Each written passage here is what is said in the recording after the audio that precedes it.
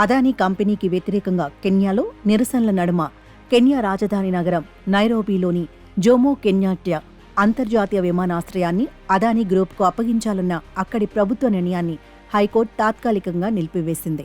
కెన్యాలోని అతిపెద్ద విమానాశ్రయాన్ని అభివృద్ధి చేసేందుకు అదానీ గ్రూప్తో కెన్యా ప్రభుత్వం ఒప్పందం కుదుర్చుకుంది. ఈ విమానాశ్రయాన్ని అభివృద్ధి చేసిన తర్వాత 30 ఏళ్ల పాటు లీజుకు ఇచ్చే ప్రతిపాదన ఉంది.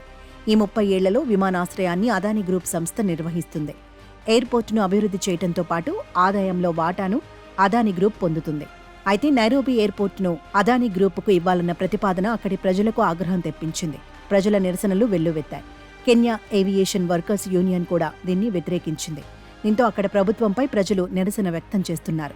యూనియన్ల మద్దతుతో నిరసన ప్రదర్శనలు నిర్వహిస్తున్నారు. అక్కడ ఈ విషయంలో నిరసనలు వ్యక్తం కావడానికి విమానాశ్రయ నిర్వహణను విదేశీ కంపెనీకి అప్పగించటం ఒక కారణం. అలాగే విమానాశ్రయ నిర్వహణ విదేశీ కంపెనీకి దక్కితే స్థానికులకు ఉద్యోగాలు రావనే భయం కూడా అక్కడి ప్రజల్లో ఉంది.